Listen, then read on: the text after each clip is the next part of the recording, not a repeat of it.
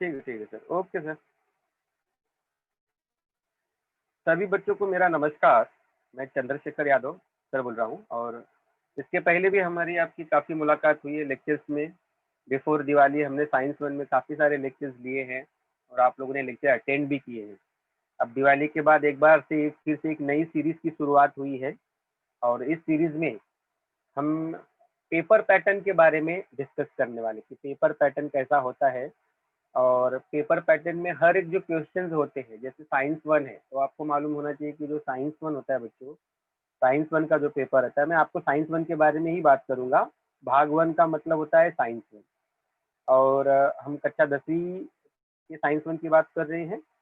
और आपको अच्छे से मालूम होना चाहिए कि जो science one science two paper होता है बच्चों, वो 40-40 नंबर का होता है। कितने कितने नंबर का होता है? 40-40 मार्क्स का होता है, ठीक है।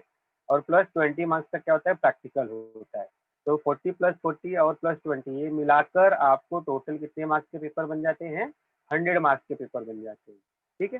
तो आने वाली जो श्रृंखला है बच्चों, हम लोग जो भी पेपर पैटर्न होता है उस पेपर पैटर्न के अंतर्गत जो क्वेश्चंस होते हैं, जैसे अभी साइंस वन की बात करोगे तो साइंस वन की बात करोगे तो उसमें क्या रहता है बच्चों, जैसे क्वेश्चन 1A आता है, फिर क्वेश्चन 1B आएगा, ऐसा रहता है, ठीक है। फिर इसी प्रकार तुम्हारा क्वेश्चन जो 2 रहेगा, 2 में भी 2 प्रकार रहेगा, ए रहेगा और बी रहेगा। इसी प्रकार बच्चों क्वेश्चन नंबर 3 रहेगा, इसी में क्वेश्चन नंबर 3 का कोई भी ए बी नहीं होता है। फिर इसी प्रकार क्वेश्चन नंबर 4 भी रहेगा, ठीक है। तो ये सारी डिटेल्स एक बार हम किसी एक लेक्चर में पूरे पेपर पैटर्न के बारे में जानकारी प्राप्त करेंगे। लेकिन अभी जो सीरीज चालू हुई है, उस सीरीज में हम लोग पेपर के अंतर्गत हर एक क्वेश्चन के बारे में जानकारी प्राप्त कर रहे हैं। जैसे कल के सर ने आपको पढ़ाया होगा, कल के सर ने आपको क्या पढ़ाया होगा कि जो क्वेश्चन नंबर 1 होता है बच्चों, पेपर साइंस वन का जो क्वेश्चन नंबर 1 और 1 में जो ए होता है, ठीक है, वो क्या होता है बच्चों? 1 में जो ए होता है वो एमसीक्यू होता है। क्या होता है? एमसीक्यू, बहुपर्यायी प्रश्न होते हैं। उसको हम लोग इंग्लिश में क्या बोलते हैं? MCQ, multiple choice of question. इसका मतलब क्या रहेगा बच्चों? इसका मतलब ये रहेगा कि आपको कोई एक प्रश्न दिया रहेगा और उस प्रश्न के 4 आंसर दिए होंगे, ठीक है। इस एक प्रश्न रहेगा, उस प्रश्न के 4 आंसर रहेंगे, 4 विकल्प में से किसी एक उचित विकल्प का चुनाव करके आपको उस रिक्त स्थानों की पूर्ति करना होगा। मतलब आपने पिछले स्टैंडर्ड में भी देखा होगा कि रिक्त स्थानों की पूर्ति कैसे होती है। कोई कोई रिक्त स्थान में ऑप्शन नहीं दिए होते हैं, नीचे 4 आंसर, 4 पॉइंट्स नहीं दिए होते जिसमें से आपको उत्तर का चुनाव करना पड़ता है। लेकिन कुछ एमसीक्यू जो बनाया है बोर्ड ने, इसमें आपको नीचे 4 पर्याय दिए होंगे, ठीक है। इसके बाद बच्चों एक चीज और ध्यान में रखना है कि ये जो आपका क्वेश्चन नंबर 1A है, ये जो क्वेश्चन नंबर क्या है, 1A जो है बच्चों, ये इसमें आपको पांच बहुपर्यायी प्रश्न पूछे जाएंगे। ध्यान में रखिएगा, 5 बहुपर्यायी प्रश्न पूछे जाएंगे, ये 5 प्रश्न रहेंगे। और ये पांचों प्रश्न बच्चों एक एक मार्क्स के रहेंगे। मतलब टोटल कितने मार्क्स आप यहाँ से अर्न कर सकते हो? अगर आपके आंसर सही रहेंगे तो आप टोटल 5 मार्क्स यहाँ से प्राप्त कर सकते हो, और बहुत ईजी होते हैं क्योंकि ऑप्शन दिए हुए होते हैं, ठीक है।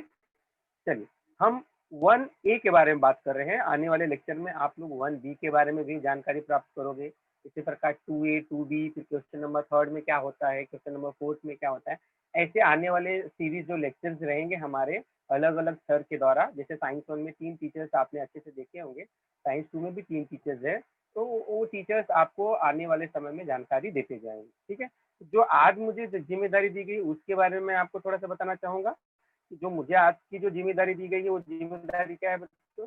आज की जो जिम्मेदारी दी गई है वो है मुझे आपको क्वेश्चन नंबर प्रश्न क्रमांक 1A के बारे में जानकारी देना है, ठीक है। तो 1A क्या है? जैसे कि मैंने बताया, ये महत्वपूर्ण बहुपर्यायी प्रश्न होते हैं, ठीक है। इसके साथ साथ बच्चों एक चीज और ध्यान में रखना है कि आपके साइंस में कितने टोटल चैप्टर हैं? 1 से लेकर 10 चैप्टर है, टोटल 10 पार्ट है, ठीक है। उसी प्रकार साइंस टू में भी कितने पार्ट है बच्चों? 1 से लेके 10 तक है।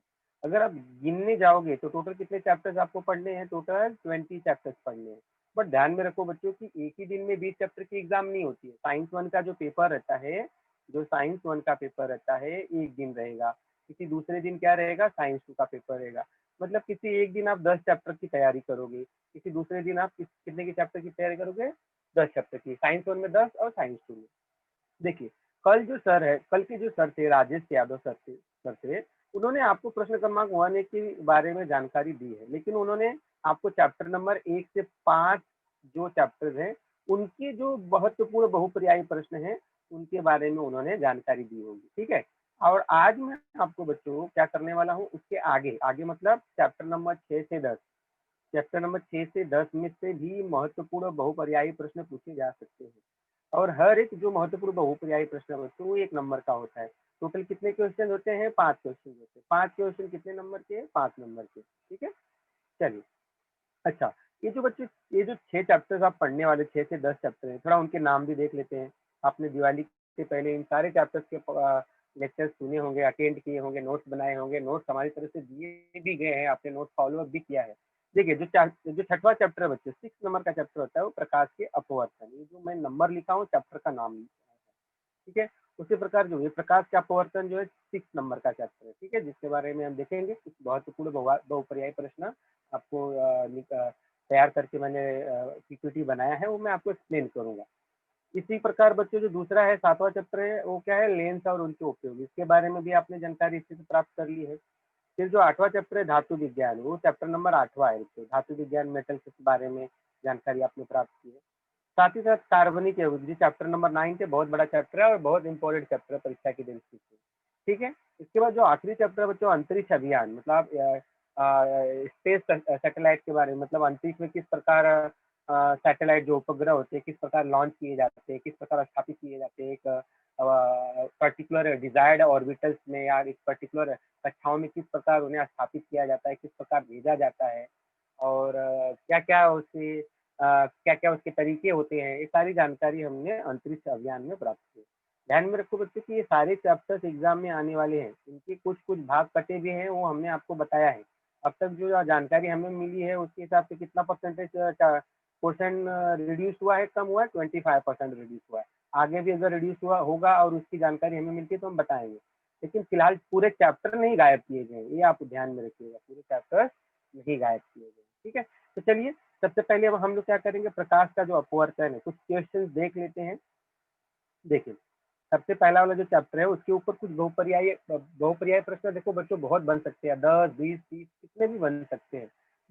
लेकिन मैंने क्या किया है कि आपको कम समय में मैंने महत्वपूर्ण क्वेश्चंस बताने की कोशिश की है। तो आप ध्यान में रखिएगा कि ये सारे क्वेश्चन परीक्षा की दृष्टि से बहुत इम्पोर्टेंट है। जैसे चैप्टर नंबर 6 देखिए, चैप्टर नंबर 6 में कुछ क्वेश्चंस मैंने 3-4 क्वेश्चंस पिकअप किए हैं जो बहुत इम्पोर्टेंट क्वेश्चंस हैं। इसके अलावा भी क्वेश्चंस बन सकते हैं, बनते हैं, ऐसा नहीं कि यही 4 क्वेश्चन बनेंगे। लेकिन मुझे जो अच्छा लगा, जो इम्पोर्टेंट लगा और एक लेक्चर में जितना बता सकता हूँ, उसके हिसाब से मैंने ये पिकअप किया है। तो देखिए ध्यान में रखिएगा, तो ये चैप्टर्स का रिवीजन आपको अच्छे से करना है, तभी आपको अच्छे से समझ में आएगा, नहीं तो आप नहीं समझ पाओगे। देखिए, जैसे पहला क्वेश्चन पढ़िए दोस्तों, आपको अगर पहला क्वेश्चन पढ़ना है तो देखिए, एक मिनट मार्कर मैं ले लेता हूँ। हुँ। ठीक है। देखिए, देखिए जो पहला क्वेश्चन जो क्या है, प्रकाश के देखिए पहला क्वेश्चन हम लोग पढ़ते हैं, क्या लिखा है? प्रकाश के उसके घटक रंगों में पृथक्करण होने की परिघटना को प्रकाश का क्या कहते हैं? देखिए, अब ये क्या क्वेश्चन है बच्चों? आपने देखा होगा कि जैसे प्रिज़्म है, कि प्रकाश जो है जो जिसका श्वेत रंग होता है, ठीक है? जब वो प्रिज़्म से गुजरता है तो आपको अच्छे से मालूम है कि वो कितने कलर में विभाजित होता है, 7 कलरों में, 7 रंगों में विभाजित हो जाता है, ठीक है? और सबसे ऊपर वाला जो रहता है वो रेड कलर होता है, ठीक है? सबसे ऊपर वाला कलर जो रहता है रेड कलर रहता है, जिसको हम लोग क्या बोलते हैं? लाल कलर। तो यहाँ पे क्वेश्चन क्या पूछा गया है कि ये जो 7 कलर बन रहे हैं, 7 घटक बन रहे हैं, इसे क्या कहते हैं? तो इसमें कई सारे ऑप्शन दिए गए, जैसे वर्ण विक्षेपण दिया है, प्रकीर्णन दिया है, अपवर्तन दिया है, परावर्तन दिया है। तो आपको एग्जाम में भी ऐसे 4 ऑप्शन दिए रहेंगे। तो आपका आंसर क्या है बच्चों? आपका आंसर है वर्ण विक्षेपण। आपका आंसर क्या है? वर्ण विक्षेपण। तो आप क्वेश्चन नंबर डाल के आप 2 तरीके से आंसर लिख सकते हो, क्वेश्चन नंबर डाल के सीधा आंसर लिखिए वर्ण विक्षेपण, ठीक है? या दूसरे तरीके से आप पूरा लिखिए और उसके अंदर वर्ण विक्षेपण भर दीजिए, लेकिन वो टाइम लेगा। आपको पूरा लिखोगे, फिर उसके अंदर भरोगे, तो थोड़ा आपका टाइम कंज्यूम करेगा। तो बोर्ड के हिसाब से क्या क्वेश्चन नंबर 1 डालिए और सीधा आंसर लिखिए वर्ण विक्षेपण। आपको ये पूरे लिखने की ज़रूरत नहीं है, ठीक है? ठीक है। अभी देखिए दूसरा क्वेश्चन क्या है, यदि आपातिक किरण और कांच के टुकड़े के सतह के बीच में बनने वाले कोण का माप कितना है? 50 डिग्री है। तो उस आपतन कोण का माप है। देखिए ध्यान में रखिए कि जैसे कांच का टुकड़ा है, ठीक है? एक कांच का टुकड़ा है और यहाँ पे एक आपातिक किरण आ रही है। फिर ये क्या करेगी, कांच के टुकड़े से अंदर से या अंदर जाएगी। अब यहाँ पे आपका क्या बनता है, अभिलंब बनता है। अभिलंब ये कितने डिग्री का कोण बनता है, ये 90 डिग्री का कोण बनता है। ठीक है। अब यहाँ से क्या हुआ है, ये कोण अगर 50 डिग्री का है तो ये वाला कोण कितने डिग्री का रहेगा, जिसको हम लोग आय बोलते हैं, आपतन कोण बोलते हैं। तो बच्चों ये बहुत आसान है। अगर आपको ऐसा क्वेश्चन आता है तो सीधा 90 में से क्या करोगे, टोटल कोण कितना है 90, 90 में से किसको माइनस कर दीजिए 50, 90 में से 50 को माइनस करोगे तो कितना हो जाएगा 40। ठीक है। इसी प्रकार आप तीसरा क्वेश्चन भी देख सकते हैं। तीसरा क्वेश्चन क्या है, देखिए अच्छे से। हवा से कांच की ओर गमन करने वाली जो आपाती किरण विभाजक तल पर, ध्यान दीजिए मैं इस प्रश्न की बात कर रहा हूँ। हवा से कांच की ओर गमन करने वाली जो आपाती किरण विभाजक तल पर क्या करती है, 90 अंश माप वाले कोण पर आपतित होती है, तो वह क्या करेगी, अभिलंब की ओर झुक जाती है, दूसरा अभिलंब से दूर हट जाती है, बिना झुके गुजरती है। इसमें से क्या होता है, कुछ भी नहीं होता। ठीक है। तो आपको करना क्या है बच्चों, जैसे कि ये आपका ये विभाजक तल है। अब यहाँ पे ध्यान में रखना, आपका जो जो आपातित किरण है वो सीधे 90 डिग्री का कोण बना रही है। कितने डिग्री का कोण बना रही है, 90 डिग्री का कोण। तो क्वेश्चन में दिया गया कि वो क्या करती है, वो कहीं वो झुक जाती है, नॉर्मल अभिलंब की तरफ झुकती है, या अभिलंब से दूर हट जाती है, दूसरा ऑप्शन दिया है, या तीसरा ऑप्शन दिया है बिना झुके गुजरती है। तो इसका आंसर क्या है, बिना झुके क्या करती है, तो गुजर जाती है। उसके अंदर मतलब माध्यम के अंदर जाने के बाद उसके दिशा में कोई भी परिवर्तन नहीं होता है। लेकिन कंडीशन है कितने डिग्री का एंगल बनना चाहिए, कितने अंश का कोण बनाना चाहिए, विभाजक तल से, विभाजक तल है सेपरेटिंग मीडिया, 90 डिग्री का कोण बनना चाहिए। ठीक है। इसके बाद देखिए बच्चों, अगला जो चौथा क्वेश्चन है, जो भी बहुत इंपॉर्टेंट क्वेश्चन है, प्रिज्म से गुजरने के बाद। देखिए मैंने आपको अभी इसके पहले जो बताया कि आपका प्रिज्म है, प्रिज्म से गुजरने के बाद पहले ये जो श्वेत कण होते हैं, श्वेत रंग होते हैं, वो टोटल कितने और जो पहला रंग होता है बच्चों वो रेड होता है। ठीक है। पहला जो कलर होता है वो क्या होता है, रेड कलर का होता है। तो वही उन्होंने पूछा है कि प्रिज्म से गुजरने के बाद कौन से रंग वाली किरण का विचलन सबसे कम होता है, कौन सी रंग वाली जो किरण है सबसे कम झुकती है। तो बच्चों इसका जो आंसर है वो है रेड। क्या है, लाल। इसका आंसर क्या है, लाल है। ठीक है। चलिए आप लोग को समझ में आया होगा। तो बच्चों ये प्रकाश के अपवर्तन के मैंने आपको कुछ इंपॉर्टेंट क्वेश्चन, 4 क्वेश्चन बताए। और भी आने वाले सीरीज ऑफ लेक्चर्स में हम आपको और भी क्वेश्चन के बारे में जानकारी देने वाले हैं, और आपको और भी क्वेश्चन की प्रैक्टिस करवाएंगे। ठीक है। चलिए, तो ये हो गया इंपॉर्टेंट क्वेश्चन। अब हम आते हैं 7वें क्वेश्चन, 7वें चैप्टर पे आते हैं बच्चों। 7वां चैप्टर भी बहुत इंपॉर्टेंट है, इसमें बहुत सारे क्वेश्चन बनते हैं, लेकिन मैंने कुछ आपको 3-4 क्वेश्चन, 4-5 क्वेश्चन पिकअप किया है जो कि काफी इम्पोर्टेंट है। देखिए जब लेंस और उनके उपयोग में आप बात करते हो, ठीक है, लेंस और उनके उपयोग इस चैप्टर में बात करते हो, तो आपको 2 लेंस के बारे में अच्छे से पढ़ाई करना है। एक उत्तल लेंस होता है, देखिए एक उत्तल लेंस होता है, ठीक है, और दूसरा क्या होता है बच्चों, एक अवतल लेंस होता है। दूसरा क्या होता है, एक अवतल लेंस। ये दोनों जो लेंस है बच्चों, इनके बारे में आपको अच्छे से क्या करना है, जानकारी प्राप्त करके रखना है। चलिए, तो यहाँ पे कुछ ऑब्जेक्टिव क्वेश्चंस है, आप जरूर आज टेक्स्ट बुक में जाके लेंस और उनके उपयोग के जो हमने नोट्स दिए हैं या दूसरे सर ने भी नोट्स दिए हैं उसको आप जरूर रिपीट कीजिए। चलिए अभी मैं आपको बताता हूँ। जैसे उत्तल लेंस का नाभ्यांतर, देखिए जो नाभ्यांतर होता है या तो धनात्मक होता है तो ऋणात्मक होता है। ठीक है। तो अब बच्चों आपका ये जो उत्तल लेंस होता है वो क्या करता है, उसमें क्या होता है, जैसे प्रकाश की किरणें जाती है, ठीक है, प्रकाश वो क्या करती है, वापस उसी माध्यम में आके एकत्रित हो जाती है, उसी माध्यम में एकत्रित हो जाती है। तो उसी माध्यम में एकत्रित होने का मतलब ये हुआ कि अगर आप एक्स एच और वाई एक्स की बात करेंगे यानी वो लेफ्ट साइड में रह जाती है, समझ में है कि नहीं? तो यहाँ पे क्या हो जाएगा बच्चों, तो नाभ्यांतर क्या हो जाएगा, नाभ्यांतर हो जाएगा धनात्मक। क्या हो जाएगा, नाभ्यांतर धनात्मक हो जाएगा। ठीक है। चलिए अभी इसके बाद क्या करना है आपको, अभी इसके बाद अभी इसकी कितने ऑप्शन थे देखिए जरा। उत्तर लेंस का नाभ्यांतर क्या होता है, शून्य होता है, धनात्मक होता है, ऋणात्मक होता है, इसमें से कुछ भी नहीं। तो आपका परफेक्ट आंसर क्या होगा, क्या होता है, धनात्मक होता है। क्या होगा, धनात्मक। ठीक है। इसी प्रकार अगला क्वेश्चन देखिए जो कि बहुत इंपॉर्टेंट, कभी कभी एक एक नंबर में छोटे छोटे आपको न्यूमेरिकल्स भी आ सकते हैं, न्यूमेरिकल संख्यात्मक प्रश्न भी आ सकते हैं। तो देखिए इसमें क्या लिखा है, 20 सेंटीमीटर नाभ्यांतर वाले लेंस की शक्ति बताइए। तो देखिए लेंस की शक्ति जिसको पावर बोलते हैं उसका फॉर्मूला क्या आता है, 1/f। लेकिन जो एफ होता है नाभ्यंतर वो मीटर में होना चाहिए। क्या होना चाहिए?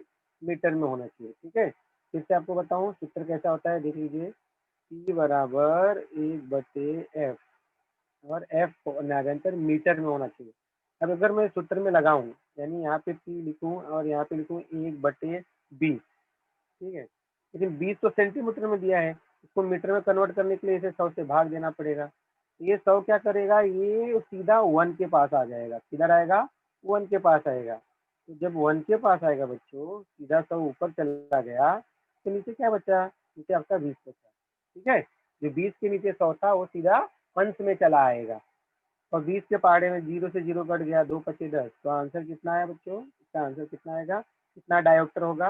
आपको मालूम है ना, लेंस की जो शक्ति होती है डायोप्टर में गिनी जाती है। डायोप्टर भी कभी कभी प्रश्न ऑब्जेक्टिव प्रश्न में आ सकता है, एमसीक्यूज में आ सकता है। ठीक है, अगला प्रश्न देखिए।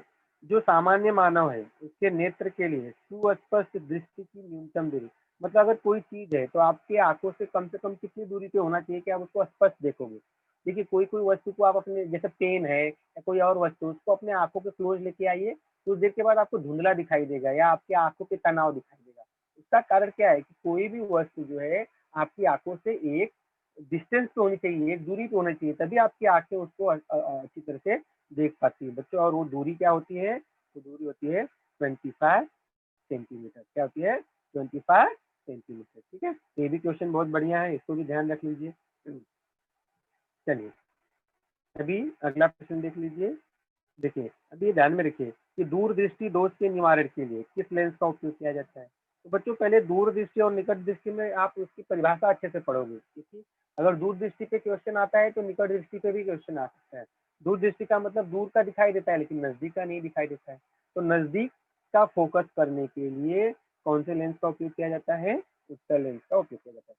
इसी प्रकार निकट दृष्टि दोष दूर करने के लिए किस लेंस का उपयोग किया जाएगा, ऐसा भी प्रश्न पूछा जा सकता है, तो हो जाएगा अवतल लेंस। लेकिन फिलहाल आपका जो आंसर होगा बच्चों क्या होगा? दूर दृष्टि को दूर करने के लिए क्या कौन से लेंस का उपयोग किया जाएगा? उत्तल लेंस का उपयोग किया जाएगा। ठीक है, यहाँ पे हमने 7वें चैप्टर के बारे में भी अच्छे से जानकारी प्राप्त कर ली। ठीक है, तो अब हम बढ़ते हैं आगे। अब हम पढ़ेंगे अगला जो चैप्टर है बच्चों, वो है धातु विज्ञान। क्या है? धातु विज्ञान। बहुत ही इंपॉर्टेंट चैप्टर है, इसमें भी बहुत सारे क्वेश्चन बनते हैं। इससे कुछ क्वेश्चन मैंने पिकअप किए हैं, जरा देखिए कैसे हैं। धातु विज्ञान चैप्टर नंबर 8। ठीक है, अभी देखिए, सबसे पहले आपको तो ये धातुओं, इस चैप्टर में आपको क्या ध्यान में रखना है, धातुएं क्या होती हैं और धातुएं क्या होती हैं, धातु सदृश क्या होता है इस चैप्टर के अंतर्गत। प्लस यहाँ पे क्या है, कुछ धातुओं का निष्कर्षण किस प्रकार किया जाता है, निष्कर्षण करने की कुछ पद्धतियां हैं, उनके बारे में भी जानकारी प्राप्त। ठीक है, तो यहाँ पे आपको क्या करना है, देख लीजिए। जो पहला क्वेश्चन दिया है, एक धातु सदृश है। तो क्वेश्चन का मतलब समझिए कि बच्चों धातु सदृश किसे कहते हैं। देखिए, सबसे पहले ये है कि बच्चों जो धातु सदृश होता है, जिसे हम धातु सदृश बोलते हैं, तो धातु सदृश क्या होता है? धातु और अधातु दोनों के गुणधर्मों को दिखाता है। क्या करता है? दोनों के गुणधर्मों को दिखाता है। ठीक है, तो दोनों के गुणधर्मों को दिखाना मतलब क्या है? जैसे यहाँ पे ऑप्शन क्या दिया, पहला जस्ता, पारा, सोडियम, एंटीमनी, ये सब आपको ऑप्शन दिए हैं। लेकिन इसमें से प्रॉपर आंसर क्या है? तो एंटीमनी। एंटीमनी हुआ, सिलिकॉन हुआ, बोरॉन हुआ, बिस्मथ हुआ, इसके और भी बहुत सारे एग्जाम्पल्स हैं। फिलहाल यहाँ पे एंटीमनी दिया गया है। ठीक है, तो धातु सदृश तत्व कौन सा है बच्चों? यहाँ पे एंटीमनी। क्या उसका मतलब होता है? धातु सदृश तत्व जो रहते हैं बच्चों, धातु के भी गुणधर्म दिखाते हैं और अधातु के भी गुणधर्म दिखाते हैं। ठीक है, चलिए अगले क्वेश्चन के बारे में जानकारी प्राप्त कर लेते हैं। अगला क्वेश्चन क्या है? डैश डैश अधातु विद्युत का सुचालक। अच्छा, अधातु भी है, हालांकि देखो बच्चों, धातु भी विद्युत की सुचालक होती है, ऐसा हमने पढ़ा है। लेकिन कुछ ऐसे भी अधातु है, एक दो एग्जाम्पल ऐसे भी है कि जो सुचालक होती है, मतलब अधातु होने के बाद भी वो धातुओं के गुणधर्मों को प्रदर्शित कर रही है। तो उसका एग्जाम्पल क्या है? क्वेश्चन बहुत इंपॉर्टेंट है। जैसे गंधक दिया है, ग्रेफाइट दिया है, क्लोरीन दिया है, कार्बन दिया है, तो इसका एग्जाम्पल जो है, इसका सही आंसर है वो बच्चों ग्रेफाइट।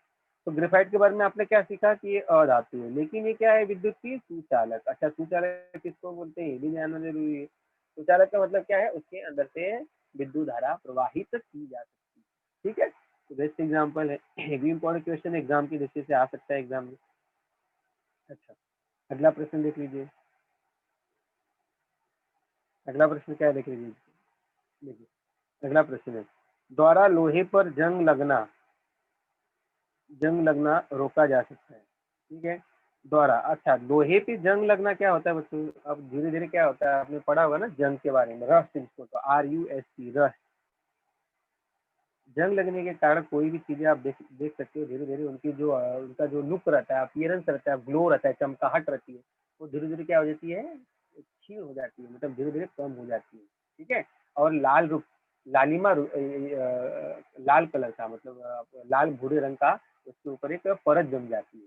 आप लोहे वगैरह को देखो जो पानी के संपर्क में रहती है या बहुत दिनों तक रहती है, तो लाल भूरे रंग का उसके ऊपर एक परत जम जाती है, तो उसे हम जंग लगना कहते हैं। लेकिन बच्चों अगर लोहे पे जंग जो लग रहा है उसको अगर रोकना है ना, तो आप किसका उपयोग कर सकते हो? चांदी का, क्लोरीन का, जस्ते का, बेंजीन।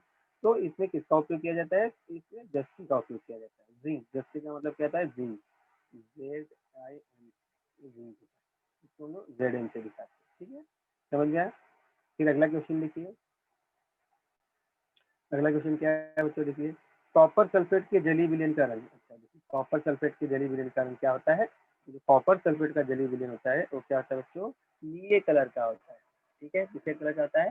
नीले कलर का। ये एग्जाम्पल आप ध्यान में रखिएगा, कलर कभी कभी एग्जाम में पूछे जाते हैं।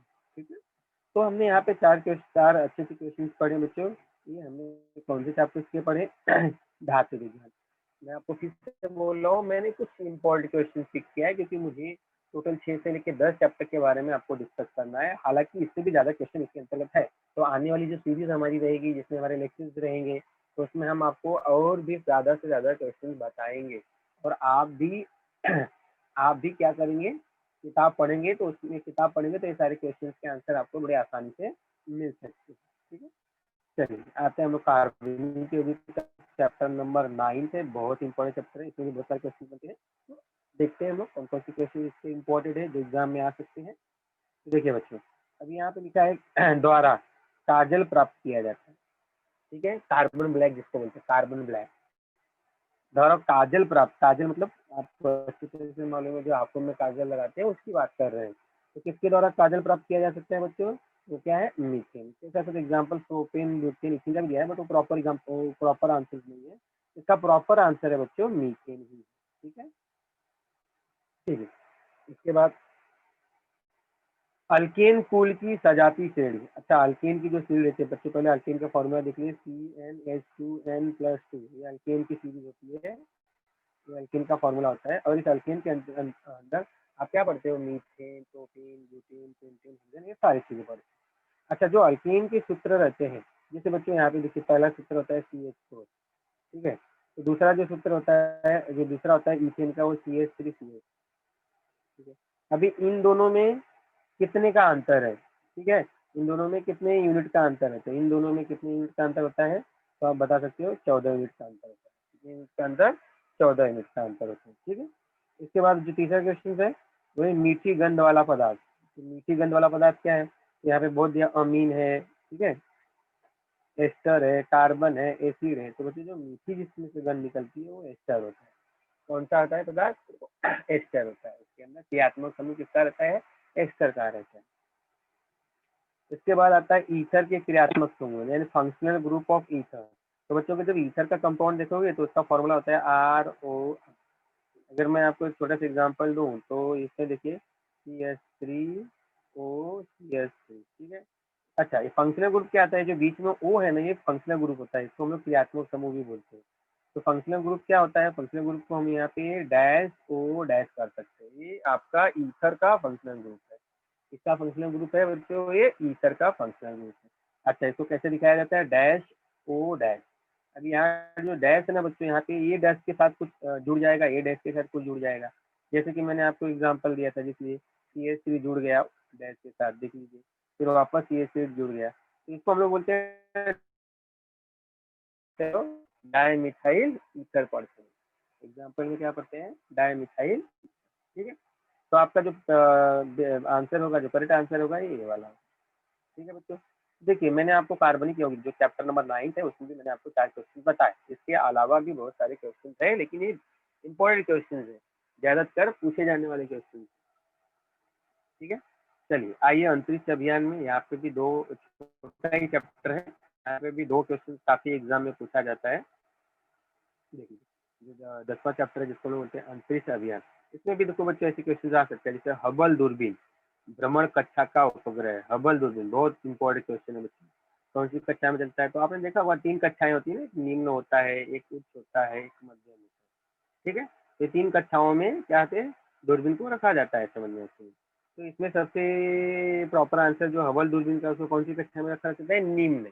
निम्न कक्षा वाले जो दूरबीन होते हैं बच्चों पृथ्वी के सतह के नजदीक होते हैं, यानी पृथ्वी के सतह के पिक्चर्स निकालने की और लोकेशन बताने के और इससे कहाँ पे क्या घटित हो रहा है उसके जो उसका चित्रण करके उसकी जानकारी देना, ये कौन से दूरबीन का काम होता है बच्चों? ये आपका हबल दूरबीन का काम होता है, ठीक है।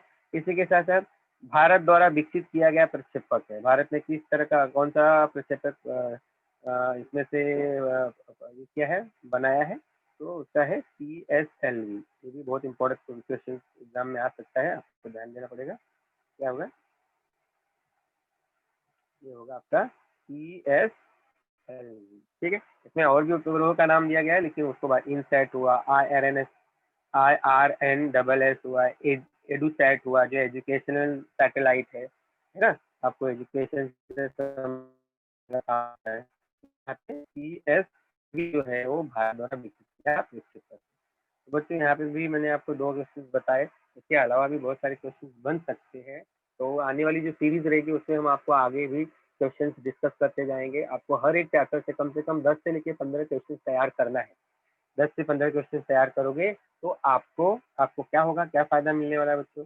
अगर आप हर एक चैप्टर से 10 से 15 क्वेश्चन की तैयारी करते हो तो आपका फायदा ये होगा कि जो प्रश्न क्रमांक 1A है जिसमें क्या पूछा जाने वाला है, महत्वपूर्ण बहुपर्यायी प्रश्न एमसीक्यूज पूछे जाने वाले हैं।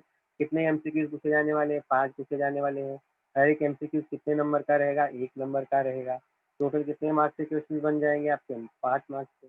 तो बच्चों जब आप ये ऐसे तैयारी करोगे तो आपको 5 मार्क्स बड़ी आसानी से मिल सकते हैं। तो आपका टारगेट क्या होना चाहिए कि हर एक चैप्टर से कम देखिए, ध्यान में रखिए, कम से कम 10 से लेके 15 एमसीक्यू की तैयारी करनी है, ठीक है।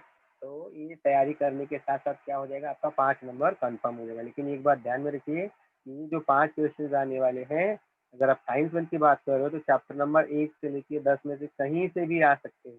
ऐसा नहीं कि मैं आपको आज चैप्टर नंबर 6 से 10 पढ़ाया तो उसी में से 5 नंबर का मिल जाएगा, ऐसा नहीं। इसमें से क्योंकि टोटल आपके पास 1 से लेके 10 चैप्टर है, तो आपको किसी भी 1 से लेके 10 चैप्टर में से ये 5 आ सकते हैं, ठीक है। 10 चैप्टर है, 5 आना है, तो कोई भी 5 चैप्टर से आ सकते हैं, उसकी कोई भी गारंटी नहीं रहती है। लेकिन आपको तैयारी करने के लिए सारे 10 चैप्टर अच्छे से तैयार करने पड़ेंगे ताकि आप उससे अच्छे से आंसर कर सको। और बच्चों ये बहुत सिंपल होता है और आपको आसानी से 5 मार्क्स मिल जाता है।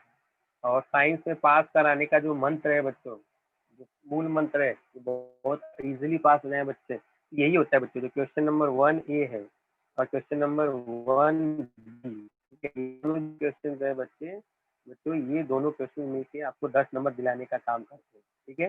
कितने नंबर दिलाने का काम करते हैं? 10 नंबर। इसके बाद शुरू होता है क्वेश्चन नंबर 2A और 2B, तो वहाँ भी एक एक वाक्य के या और छोटे छोटे सिंपल क्वेश्चन पूछे जाते हैं। तो बच्चों जो 40 नंबर रहता है, आपको 40 नंबर में से टोटल 14 मार्क्स लाना रहता है पासिंग के लिए, 14 नंबर पासिंग के लिए लाना रहता है। तो अगर आपको क्वेश्चन नंबर 1A और 1B जो कि 10 नंबर के हैं पासिंग में, अगर वो सही जाते हैं तो आपको इजीली कितने मार्क्स मिल जाते हैं? टोटल 10 मार्क्स मिल जाते हैं। और पेपर में और भी छोटे छोटे क्वेश्चन आएंगे बाद में, तो उसमें से आपको 4 मार्क्स तो इजीली मिल सकते हैं, बहुत बड़ी बात है नहीं, ठीक है बच्चों। तो आज मैंने आपको किन चीज़ों के बारे में जानकारी दी वो आपको अच्छे से समझ में आ गया होगा। मैंने आज आपको भाग 1 में साइंस 1 में कक्षा 10वीं के साइंस 1 में आज मैंने आपको चैप्टर नंबर 6 से, चैप्टर नंबर क्या है? 6 to 10, चैप्टर नंबर 6 to 10 में मैंने आपको टोटल कौन कौन से चैप्टर थे? प्रकाश के अपवर्तन, लेंस के उपयोग, धातु विज्ञान, इनमें कुछ एमसीक्यूज यानी बहुपर्यायी प्रश्न जो है, जो महत्वपूर्ण बहुपर्यायी प्रश्न है, उनके बारे में मैंने आपको जानकारी दी। तो आपके एग्जाम में अगर आएगा तो आप ये आंसर अच्छे से लिख सकते हैं, ठीक है। ठीक है सर, बच्चों को कोई डाउट रहेगा तो बोल सकते हैं इसमें। ओके सर, ठीक है। किसी बच्चों को कुछ डाउट है? किसी बच्चों को कुछ डाउट होगा तो आप हैंड रेज कीजिए अपना।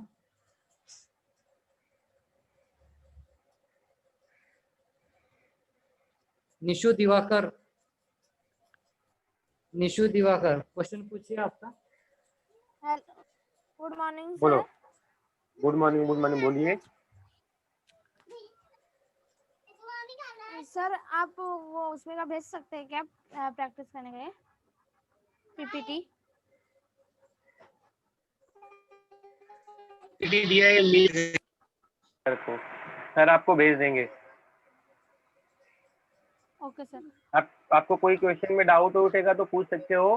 क्वेश्चंस मैंने बनाया है, जो भी 4-5 क्वेश्चन बनाया, क्योंकि हमें एक लेक्चर में 5-6 चैप्टर के बारे में जानकारी देना है ना। तो एक चैप्टर से अगर मैं 10-10-15 क्वेश्चन बताऊंगा तो बाकी के चैप्टर पेंडिंग हो जाएंगे समझ में।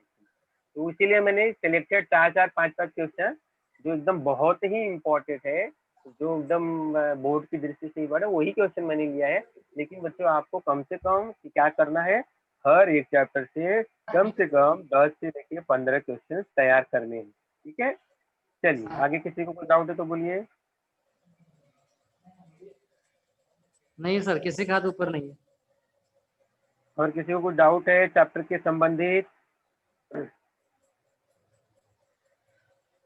धातु के बारे में जानकारी सबको मालूम पड़ गई। थोड़े मैं 2-3 क्वेश्चन जो बहुत इंपॉर्टेंट है फिर से एक बार आपको दोहरा देता हूँ क्योंकि वो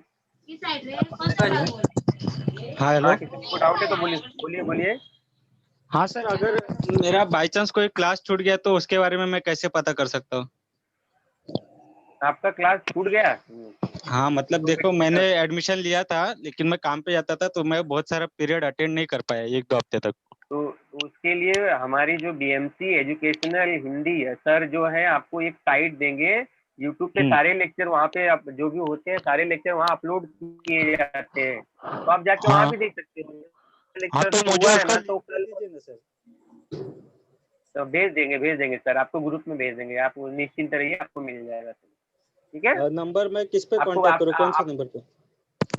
हेलो। आपको सर ने ग्रुप में ऐड किया होगा, सर भेज देंगे आपको, वहाँ से आप मिल जाएगा आपको सब। ठीक है, यूट्यूब पे सारे लेक्चर अवेलेबल हैं सारे टीचर्स के, कभी भी किसी भी टाइम देखिए लेक्चर्स आप। ठीक है, ठीक है, थैंक यू सर।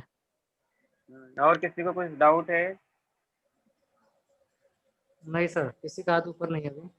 अच्छा ठीक है, मैं 2-3 चीजें थोड़ा और सर बता देता हूँ उन लोग को। तो किसी को डाउट रहेगा तो उनको मौका दीजिएगा, इन बिटवीन लेक्चर हाँ में पूछ सकते हैं मुझसे। ठीक है, देखिए यहाँ पे जो ये समझने वाली जो बात थी, जैसे ये क्वेश्चन है, इस क्वेश्चन में समझने वाली बात क्या है कि सीधा 40 कैसे आ गया। तो ये ध्यान में रखिए कि जैसे कि ये आपका एक ग्लास है, कांच है, समझ में, ठीक है, ये आपकी आपाती किरण है, तिरछी आ रही है। ठीक है, तो ये वाला जो बच्चों और ये जो कोड है आपका, ये वाला कोड, ये कोड कितने अंश का बन रहा है? 50 डिग्री का बन रहा है। अब यहाँ पे नॉर्मल बना दीजिए, अभिलंब बनाइए। तो अभिलंब बनाने पे ये कि यहाँ कोड बनता है, समझ में, यही कोड आय होता है। यही कोड क्या होता है? आय, और इसको ही आपतन कोड बोला जाता है। तो ये कैसे निकाला जाएगा बच्चों? ये बहुत सिंपल है ना। देखिए आप लोगों ने पढ़ा होगा, आपने समकोण समकोण के बारे में पढ़ा होगा। देखिए जैसे या ज्योमेट्री में भी पढ़ा होगा। देखिए जैसे मैंने यहाँ पे बनाया, ठीक है, यहाँ पे एक कोड है। देखिए यहाँ पे ऐसा कोड है, समझो ये कोड कितने अंश का है? 50 अंश का। ठीक है, तो ये वाला कोण कितने अंश का होगा? है ना, इसको मैं जरा अलग कलर देता हूँ तो आपको समझ में आएगा। तो ये वाला कोण कितने अंश का होगा? तो उसके लिए क्या करना पड़ेगा, ये पूरा कोण कितने अंश का होता है? ये 90 डिग्री का होता है। ठीक है, कितने डिग्री का होता है? 90 डिग्री का। अब 90 में से अगर 50 निकालोगे तो यहाँ अंदर कितना बचेगा? 40 ही बचेगा ना। ठीक है, मतलब सीधी सी बात क्या है कि आपको 90 में से माइनस कर देना है। तो ये जो यहाँ पे सवाल दिया है बच्चों, जैसे यहाँ पे 50 दिया है तो यहाँ पे कभी कभी 60 भी दे सकते हैं। अब देखिए 60 दे देगा तो क्या हो जाएगा, तो आपका आंसर क्या होगा? तो आपको क्या करना है, आपको टोटल कोड कितना मैंने बताया आपको, ये दिया ना, क्लू दिया ना, आइडिया दिया ना। टोटल कोड कितना अंश का बताया मैंने? 90 अंश का बताया। तो 90 अंश में से क्या करोगे आप? ये 60 अंश निकाल दोगे। 60 अंश निकालोगे तो उत्तर कितना आएगा आपका? 30 अंश आएगा। ठीक है, एक तो ये है सवाल वाला। इसी के साथ साथ यहाँ भी देखिए ये वाला, ऐसे भी क्वेश्चन पूछे जाते हैं बच्चों। देखिए इसे हल करके ही आपको पता चलेगा। देखिए जिसको मैंने कैसे हल किया, थोड़ा एक बार फिर से आपको बता दूं। यहाँ पे नाभ्यांतर जो एफ जो दिया है बच्चों, 20 सेंटीमीटर दिया है और मुझे लेंस की शक्ति निकालने के लिए बोला जा रहा है। तो उसका सूत्र क्या होता है? पी यानी पावर, शक्ति जो होता है 1/f। एफ जो बच्चों मीटर में होना चाहिए, ध्यान में रखना, मीटर में होना चाहिए। हाँ, लेकिन यहाँ जो एफ दिया है वो सेंटीमीटर में दिया है। तो मैं क्या करूँगा, मैं कैसे हल करूँगा, बहुत अच्छा तरीका है, आसान तरीका है। P इज इक्वल टू क्या होगा 1/20, ठीक है। ये सेंटीमीटर है, इसको मीटर में कन्वर्ट करने के लिए मैं क्या करूँगा, इसे 100 से भाग दूंगा। अभी आप लोग बोल रहे हो सर 100 से क्यों भाग देंगे, तो आपने पांचवी चौथी कक्षा में पढ़ा होगा कि 1 मीटर में कितने सेंटीमीटर होते हैं, 100 सेंटीमीटर होते हैं, ठीक है। चलिए, तो अब इसके बाद क्या करूँगा, तो होगा क्या बच्चों, अभी ये जो हमारा 100 था, ये क्या करता है, ये क्या होता है, ये सीधा अंश में चला आता है, ठीक है। यानी एक के साथ गुणा होके 100 बना देगा। तो क्या हो जाएगा फिर, जब एक के साथ गुणा होके 100 बना देगा, नीचे क्या है, नीचे आपका क्या बचा है 25 सॉरी नीचे क्या है 20 है ना, नीचे 20 है। तो 20 के पहाड़े में 100 आता है, अगर 20 का पहाड़ा है तो भी आप कर सकते हो, 20 बच्चे कितना होता है 100 होता है। और नहीं तो सिंपल क्या है, ये 0 0 काट दीजिए, तो क्या बचेगा यहाँ 10, यहाँ पे क्या बचेगा 2, 2 का पहाड़ा कर दीजिए, 2 पच्चे 10, आपका उत्तर कितना आया, आपका उत्तर आया 5 है, ठीक है। आपका उत्तर कितना आया 5। ये भी क्वेश्चन बहुत इंपॉर्टेंट था। साथ ही साथ इसमें भी एक इम्पोर्टेंट क्वेश्चन है, बहुत पूछा जाता है कि ये ऐसी धातु का नाम बताइए जो विद्युत का सुचालक है। जो इम्पोर्टेंट क्वेश्चन है मैं वो बता रहा हूँ, ये बहुत बार क्वेश्चन है, ग्रेफाइट, ठीक है। प्लस अब जैसे कार्बनिक यौगिक है, तो कार्बनिक यौगिक में ज्यादा करके क्या पूछा जाता है कि ये जो अल्केन के समूह वाले हैं, एक दूसरे से कितने कर्मिक यौगिक जो है उनके परमाणु द्रव्यमान में कितने का अंतर है, तो 14 यूनिट का अंतर। ये हो गया क्वेश्चन यहाँ से। साथ ही साथ यहाँ पे क्रियात्मक समूह के बारे में भी ध्यान में रखना। और फिर आखिरी में बच्चों, भारत में जो विकसित किया गया प्रक्षेपक है वो कौन सा है, PSLV, ठीक है। अभी किसी बच्चों को कुछ डाउट है तो पूछ लीजिए, नहीं तो लेक्चर अभी खत्म होने वाला है। देख लीजिए सर, किसी को कुछ डाउट आउट है, क्योंकि मैंने एक बार फिर से महत्वपूर्ण क्वेश्चन के बारे में जानकारी दे दी है। नूरजहां,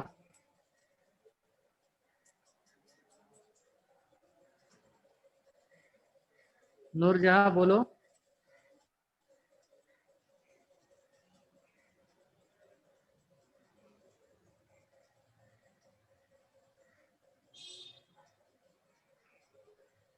ठीक है सर, और कोई दूसरा है तो मौका दीजिए, नहीं तो फिर हम लोग क्लोज करते हैं। नहीं है सर अभी कोई।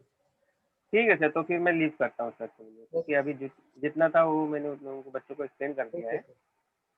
ठीक है सर, रखो। ठीक है सर, ओके।